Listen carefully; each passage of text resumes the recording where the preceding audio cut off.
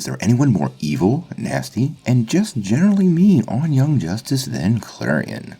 I don't think so.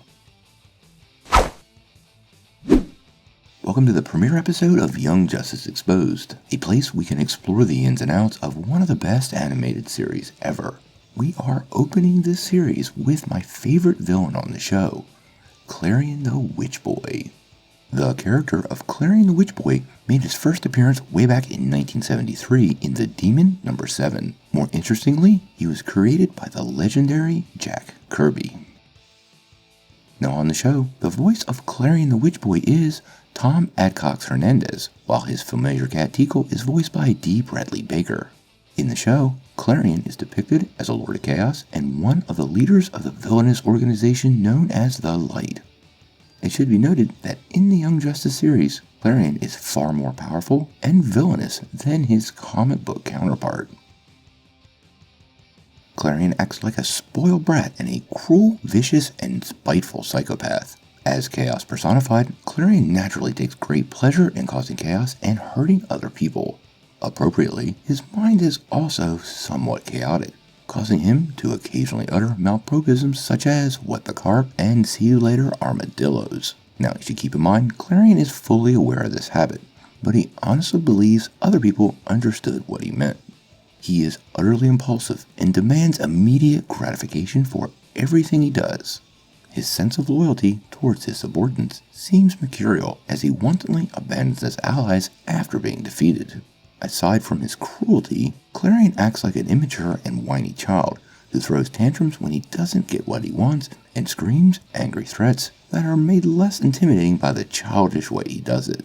Now, Klarion only appears to care about his familiar, Tickle, of whom he is very defensive, probably because it's his anchor on the earthly plane, but we'll get to that in a minute. However, Tickle is not above insulting during some of his childish tantrums. Now before we go any farther, I wanted to remind everybody, make sure you hit that like and subscribe button, and don't forget to ring the bell. We're also doing this 2021 contest, where we're giving away this PlayStation 5. Make sure you leave a comment to get an entry into this year's giveaway. We also want to give a big shout out to the Young Justice Wiki, the primary source for this whole series. Check out the link in the description below.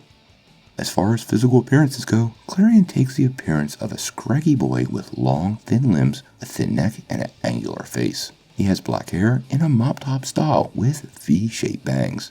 And of course, those devil horns rising over the ears to points slightly above the top of his head. Along with his pointed crown, these devil horns give him a distinctive three-pointed silhouette. He also has arched eyebrows and sideburns that are tapered down to a point, and long black fingernails. Klarion is a Lord of Chaos, and as such is an enormously powerful magic user. According to Dr. Fate, he is chaos personified and cannot really ever be contained. He is able to manifest his powers of chaos in multiple forms, including, but not limited to, flight, energy blast, magical constructs, psychokinesis, teleportation, shapeshifting, techromancy, transmutation, density shifting, and of course, telepathy with his familiar Tickle. Now, much like Dr. Fate, Klarion also faces the problem of needing an anchor in order to exist in the physical plane. Dr. Fate has his helmet worn by a human host, but for Klarion, that role is filled by his familiar Tickle. If Tickle is harmed or killed in any way, Klarion will lose his anchor and will be shunted back to his home dimension. Additionally, Klarion can boost Tickle's physical attributes using his magic, even transforming him into a giant saber-toothed cat. Over the lifespan of the series, Klarion has had quite a few appearances. He is actually one of the most frequently appearing villains in the series. He has had a few solo episodes, but many of his appearances are in conjunction with the Light. In total, Klarion has had 20 appearances as of Season 3, 10 in Season 1, 4 in Season 2, and 5 in Season 3. Also while appearing in the video game Young Justice Legacy. And one of the things that's never spoken of is his connection to Dr. Fate, and we have a theory on that. The connection between Nabu and Klarion is quite strong in this Young Justice universe, and as we've said, Klarion is quite a bit more powerful here than he normally is in DC Comics. Showrunner Greg Weisman has refused to answer several questions on his Ask Greg site about Nabu and Klarion, and connections to each other, typically responding with just one word: spoilers. And for the record, Greg doesn't give spoilers. Now, like we said, this is pure speculation, but the Young Justice crew has done some major changes to traditional DC elements, and one of those very well may be the connection between Nabu and Klarion.